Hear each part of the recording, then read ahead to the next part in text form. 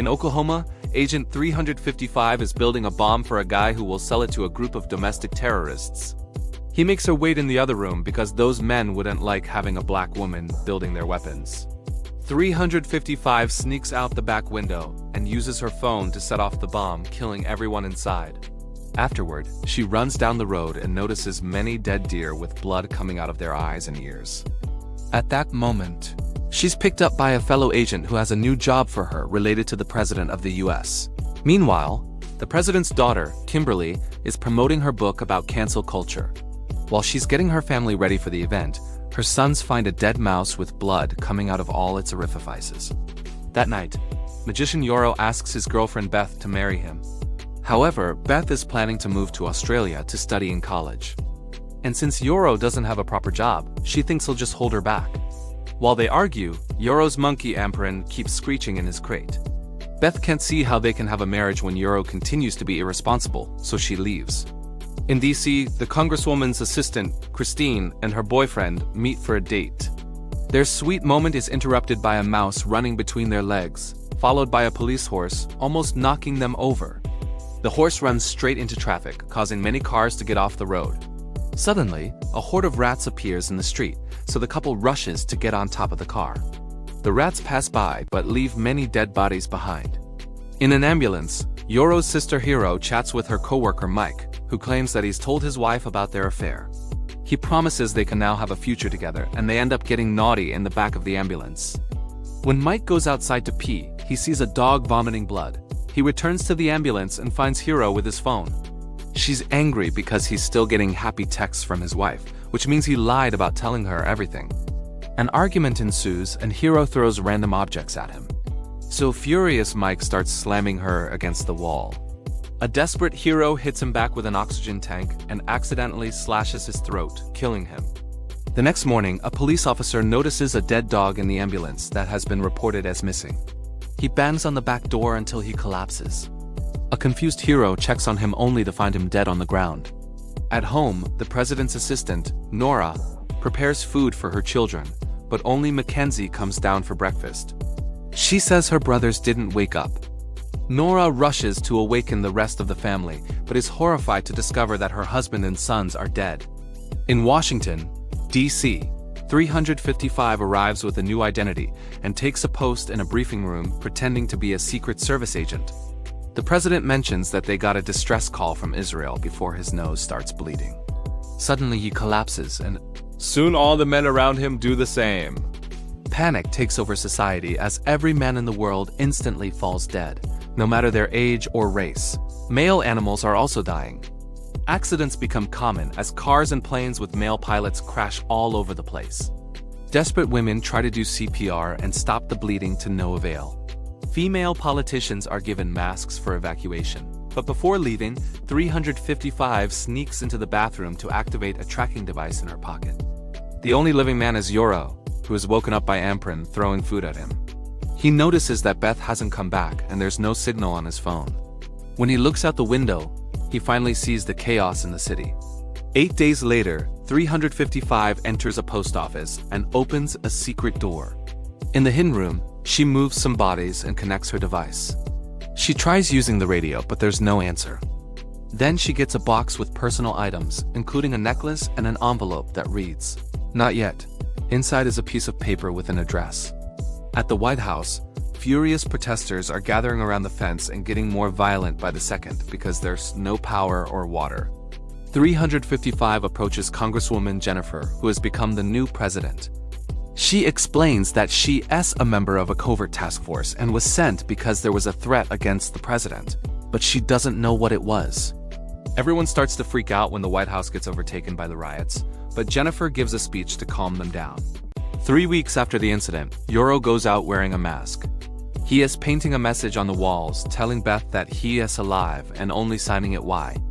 Suddenly, a helicopter that has been stuck on a rooftop starts falling right above Amperin. Yorick runs to grab his pet and jumps away just in time to avoid the crash. On day 63, politicians talk about evacuating New York City. 355 tells Jennifer that it's possible her daughter Hiro got out before things got really bad, so Jennifer orders her to find her. Meanwhile, Hiro is staying at a refugee center and is surprised to discover that Mike's wife and daughter are staying there too. She returns to the ambulance and checks Mike's pockets. She finds a pacifier which she leaves on Mike's body before taking his ID. Back at the refugee center, Hiro gives the ID to Mike's wife.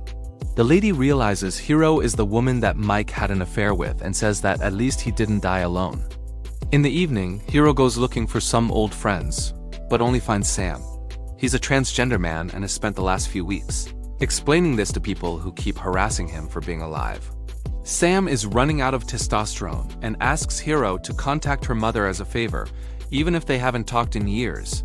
In town, Hiro continues to go from house to house, leaving messages for Beth. Eventually, he goes to Hiro's apartment but doesn't find his sister. Suddenly, he hears an intruder breaking in, so he tries to attack her with a guitar. However, the intruder is 355, who easily knocks him down. Moments later, the chopper drops Hiro at the White House, and he gets to reunite with his mother, Jennifer. 355 orders the helicopter pilots not to tell anyone about Hiro and keeps them locked in an office until she gets new orders. In the middle of the night, Hiro notices that Amparin has escaped his crate and goes looking for him. The former president's wife, Mara, sees someone roaming in the corridors and goes to investigate, getting quite a shock when she sees a man. Hiro rushes to hide while 355 and Jennifer talk to Mara, convincing her that she was just dreaming. The next day, when Christine comes to check on her boss, she accidentally finds Yorick and Amparin in the room. She promises to keep the secret, but 355 thinks too many people know, and Hiro should be moved somewhere safer. They start arguing about which doctor they should trust to examine Hiro to hopefully find a cure for frozen male embryos. 355 thinks the best geneticist is Allison Mann, but the others are against the idea because she has a bad history with the government. In Israel, doctors are taking care of the survivors from one of the many accidents caused by the tragedy. Regina finally wakes up from her coma, and when she hears the news, she explains that she was next in line for the presidency. Jennifer only took over because everyone thought Regina was dead. The news soon reaches the White House, and Jennifer's team agrees they'll back her up because Regina is too crazy to rule. However, Kimberly has heard the news too and is gathering all the right-wing wives to throw a coup if necessary. Worried about the upcoming political fight, Jessus authorizes 355 to take Yor to the geneticist. Since nobody can leave the building without an ID check, 355 puts Hiro inside a bag and takes him out with a pile of bodies.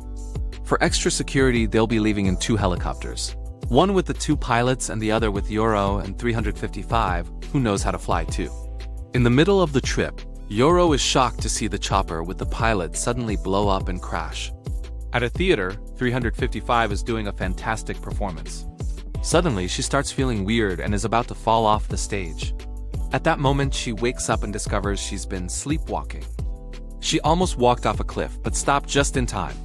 It turns out 355 and Hiro have ditched the chopper to avoid getting attention and have camped for the night. In the morning, they find a market in town, and 355 exchanges the helicopter generator and a grenade for a bike. At that moment, Hiro thinks he sees Beth and chases after her, only to accidentally end up in the stables. He's then surrounded by the market cops who bring him down and unmask him. Hiro pretends he's transgender to avoid trouble, but they still want to take Amparin. Thankfully, 355 shows up just in time to beat all the cops up so they can run.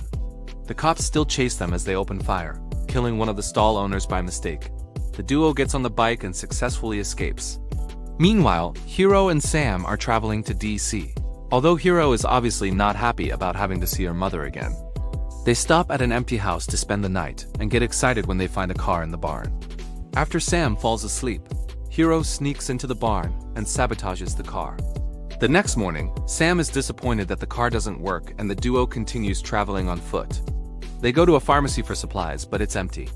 Suddenly, they hear a noise and follow it to find Mackenzie hiding on a shelf. Her leg has an infected wound and Hiro volunteers to help.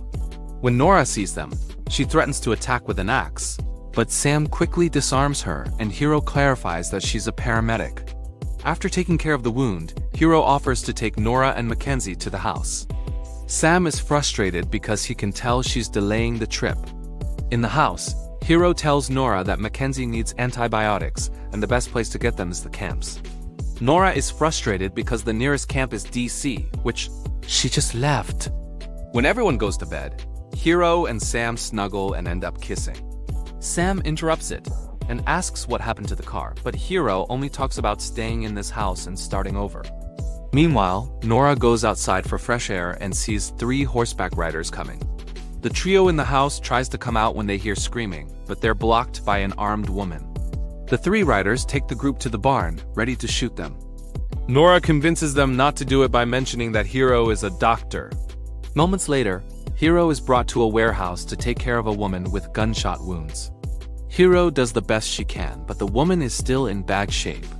Leader Roxanne decides to shoot her to put her out of her misery. She still appreciates what Hiro did and agrees to let her group stay with them. It turns out the warehouse is part of a huge retail store, so they have food and medicine. When Yoro and 355 drive to Boston, they discover that the city has become a war zone.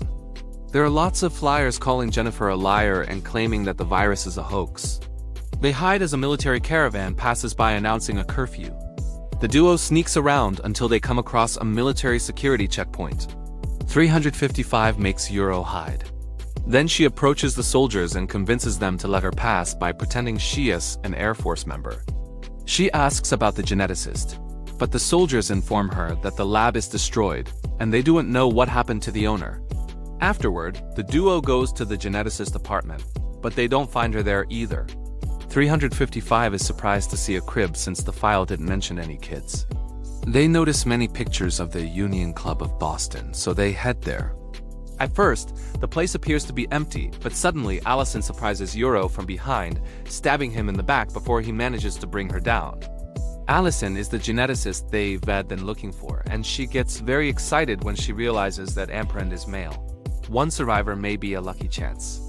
2 means a hidden reason. 355 wants to take Allison to DC, but she refuses, saying that she doesn't like the government and that she lost all her research. Instead, Allison wants to go to San Francisco, home to the only lab containing the necessary software to continue her work on human cloning. While 355 takes care of Yoro's wound, Allison points out that he is living proof that the government was covering something up. Then 355 goes to get her phone since she's supposed to call Jennifer with an update, but instead she breaks it. She tells Yoro that the phone accidentally broke and she needs to go out to find a new one, so he needs to stay with Allison and charm her into changing her mind. Sometime later, 355 arrives at the address from the envelope and finds a sealed house. She enters through the window and is suddenly attacked by an armed woman. A fight ensues, and after exchanging several painful blows, they get stuck in a standoff. They realize they're both agents looking for the person who recruited them into their secret organization. Unfortunately, this other agent doesn't have any clues about their mentor's location either. But she reveals that she was pulled out of a mission and sent to Washington on the day of the tragedy. So it seems their organization knew something would happen. Afterward, 355 returns to the club and claims that Jennifer authorized the trip to San Francisco. So the 3 of them leave together. In 355's bag, there's a tracking device. In DC, Jennifer is informed that one of their helicopters was found on a crash site along with the remains of the pilots. Jennifer wonders if 355 killed them to cover it all up. Meanwhile, Christine goes to the bathroom and has a breakdown in the stall as she bleeds.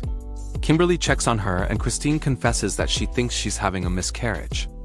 After bringing her new clothes, Kimberly takes Christine to see a nurse who performs an ultrasound and assures her the baby is fine. Eventually, Regina arrives in a wheelchair, and everyone receives her with applause. But it's clear that most of the staff isn't happy to see her. Kimberly speaks to her in private, and Regina reveals she doesn't need the chair at all. These 2 women didn't get along in the past, but now they agree to team up against Jennifer.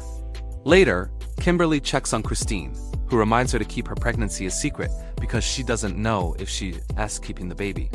Kimberly shocks her by saying she's willing to raise the child if Christine doesn't want it. At the Boston security checkpoint, a group of bikers arrives asking about 355 with a picture of her.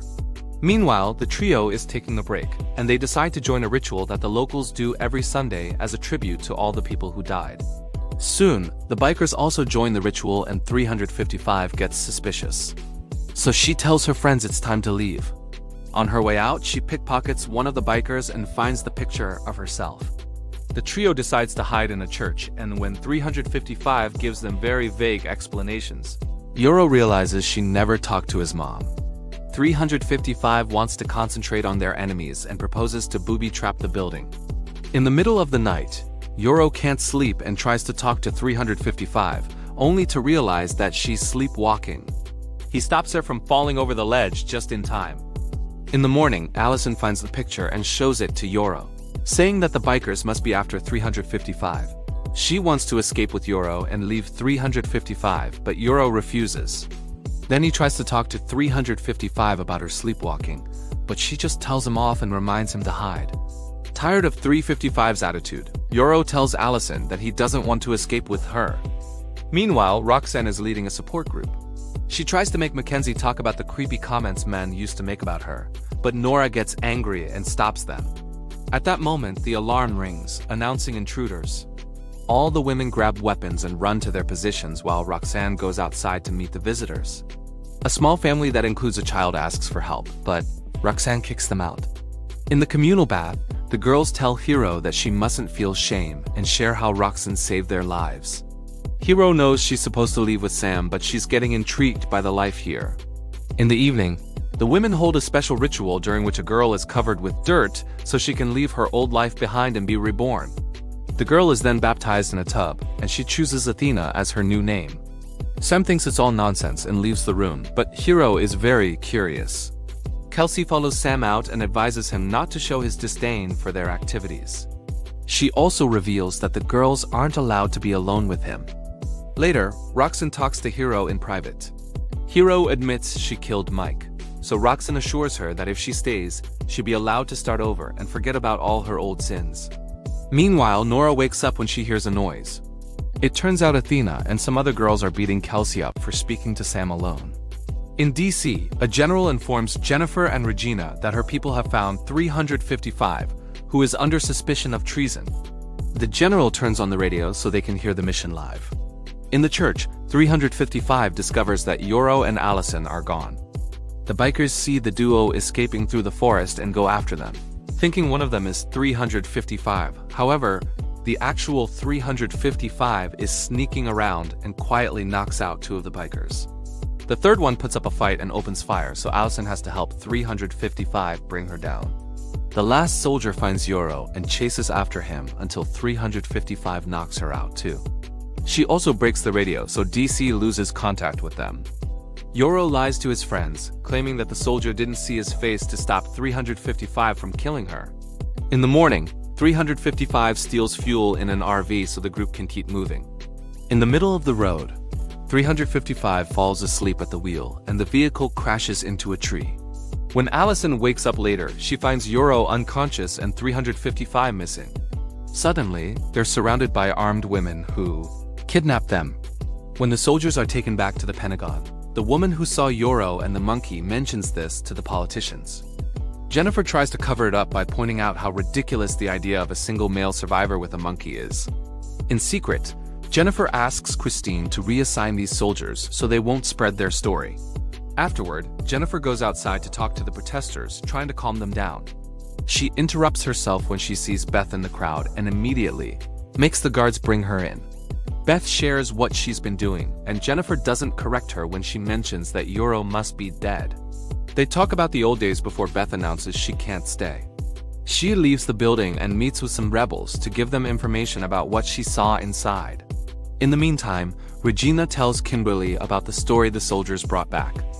Mara overhears her and drops her glass, realizing that she didn't imagine seeing a man with a monkey some nights ago. Regina and Kimberly think Mara's story is real, but they need actual proof if they want to bring Jennifer down. While they argue, Mara goes to the main room and yells at Jennifer for making her think she was crazy. Everyone still thinks Mara is insane, so the awkwardness of the moment makes it easy for Jennifer to send Mara back to her room.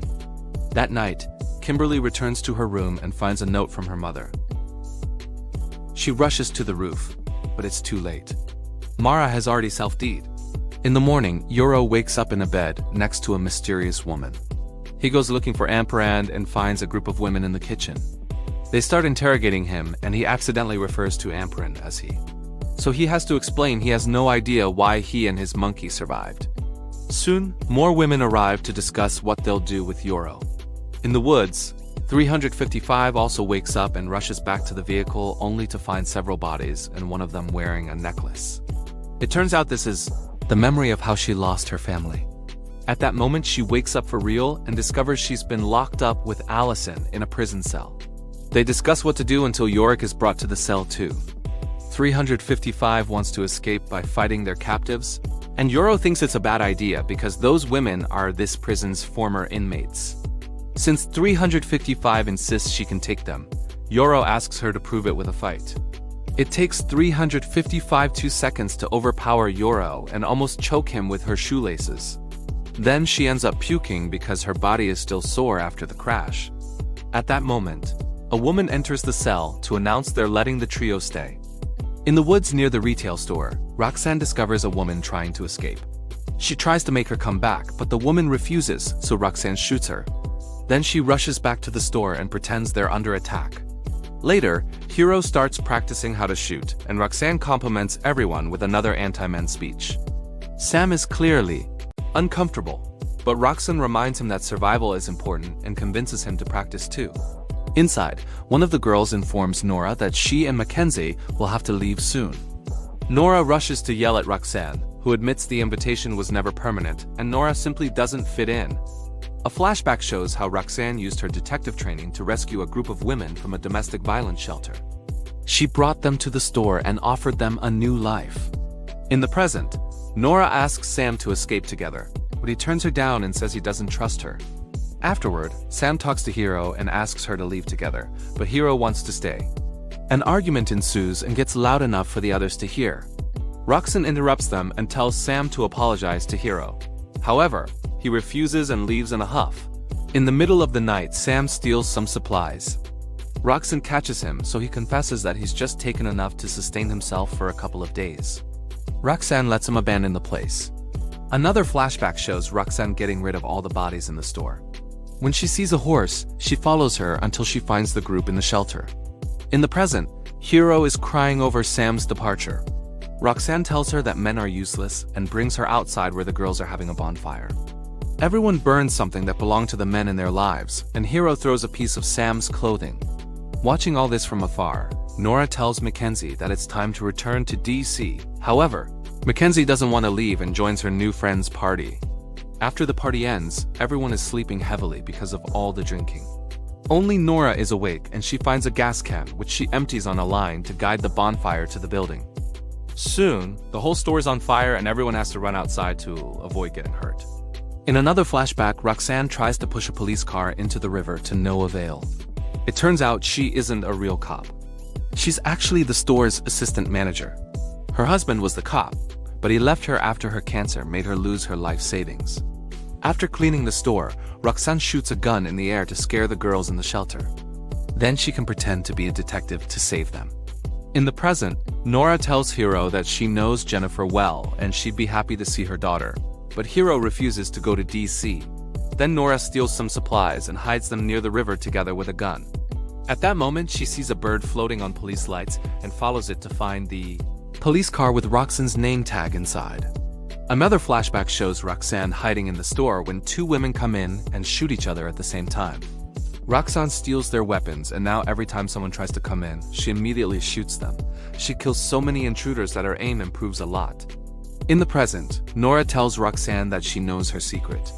She agrees to keep it, but in exchange, she wants to be allowed to stay and have food privileges. Roxanne agrees while remembering how her old boss wouldn't take her harassment complaint seriously. In the meantime, 355 goes for a run to get her body back in shape. However, she collapses and keeps having visions about her childhood that mention a mysterious secret. Later, Sonia confronts 355 about the tracking device she found at the crash site.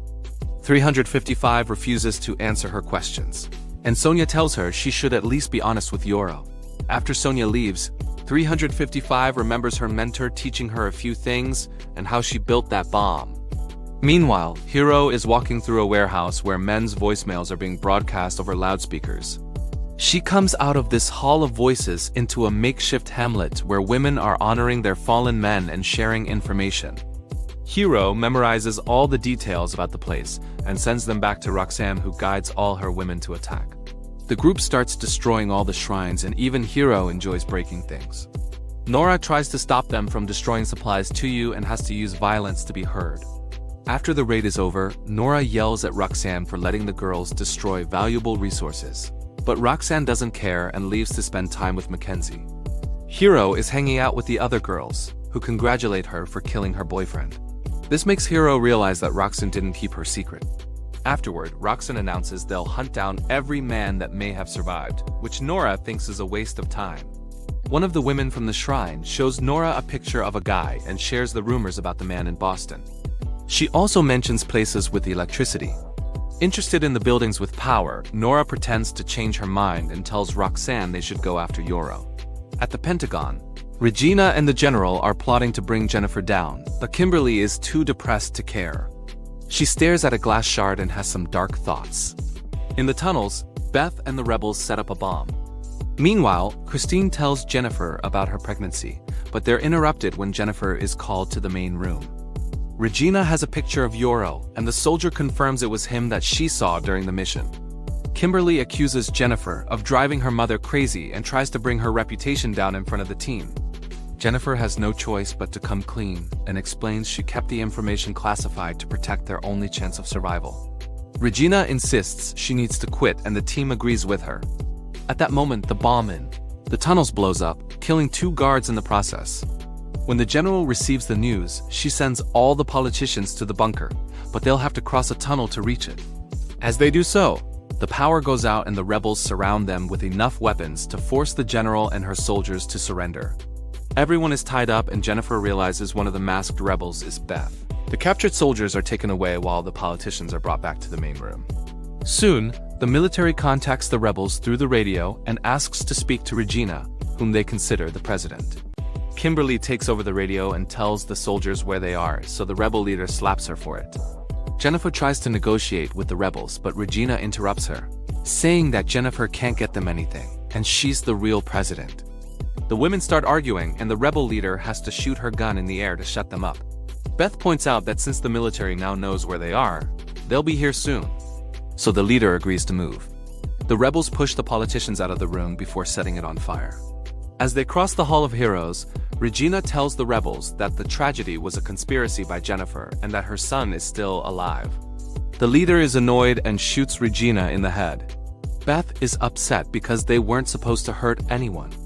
Then the leader tells her soldiers to drop Regina's body outside and tell the military that Jennifer will be next if they aren't allowed to leave. As the group crosses another corridor, they discover that tear gas is being sent in through the vents. The military uses this distraction to burst in, and a gunfight ensues, causing the group to spread. In the chaos, even some politicians are shot down. As people keep dying all over the place, Kimberly drags Christine away. A rebel tries to attack them, but Kimberly quickly stabs her to protect Christine's baby. Beth drags Jennifer away too and asks about Yoro. So Jennifer confirms he's alive. Back to Yoro. He learns from Sonia that the inmates took over the town by killing all the female guards who had locked the inmates up and abandoned them after the tragedy. Meanwhile, 355 continues to have visions of her past. Her training was very rough, and whenever she had a breakdown, her mentor would just push her to keep going without caring about her feelings. These bad memories make 355 destroy the tracking device with a rock. Sometime later, Roxanne's group finds the Immates compound and considers attacking even if there are no men, just to get all the supplies. The group hides in the local pool and discusses strategies for their attack.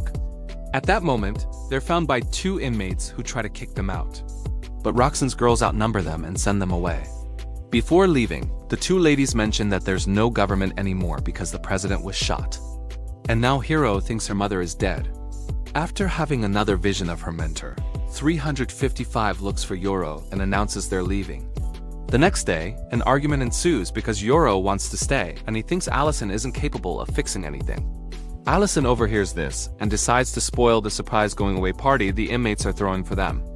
That night, Jennifer and Beth hide in an abandoned house. Suddenly, they hear an intruder coming in and Beth immediately attacks with her taser. Only for Jennifer to realize this is Sam. He tells them that Hiro is alive, but also that there's a van outside watching the house. The trio tries to escape, but all the doors are soon surrounded by mysterious people who capture them. In the meantime, Allison cuddles with 355, hoping that her presence will stop her from sleepwalking. Yoro is at the party with Sonia and tells her about the lab in San Francisco, which was supposed to be a secret. Sonia admits she was in jail for murder, but Yoro kisses her anyway, and they end up getting dirty. Meanwhile, Kimberly dreams of being pregnant again and Yoro coming for her to get naughty. She wakes up inside a barn with Christine and announces that she knows how to restore everyone's futures. All she needs is Yoro. When 355 wakes up, she's glad to notice that Allison's idea worked and she didn't leave the bed. However, she's horrified to notice a tracking device on her window. At that moment, Roxanne's group arrives in town and 2 inmates try to stop them, so a few warning bullets are shot. Hearing the noise, 355 asks Sonia to take Yoro and Allison to a safe place. Afterward, 355 and a transgender man surrender to the attackers as part of a plan. As the duo is led through the forest, 355 pretends her leg is hurting as a distraction and quickly knocks both girls out. On the street, Roxanne keeps monologuing. This gives the inmates the chance to reach the roofs and open fire. Chaos takes over as both sides start losing people and Mackenzie wants to help a friend who got shot in the shoulder. Nora wants her to stay hidden, but Mackenzie assures her she's strong, so Nora provides cover and together, they move the body to a hiding spot. In the forest, Hiro hears a noise and chases after it. When she gets close enough, she finally sees her brother, but before she can react, Sonia shoots her down. Thankfully, it only wounds her arm and the siblings reunite with a hug. Hiro tells Yoro that their mother is dead and that Roxanne's group wants to kill him. At that moment, a woman kills Sonia from afar. So Hiro forces Yoro and Allison to run. Then she shoots the attacker and cries because she's killed a teammate. While 355 joins the fight, Nora sees all the death surrounding them and notices that Roxanne is about to get shot. Nora comes out saying they surrender and the inmates hold their fire. Roxanne is furious about this and insults everyone before storming off.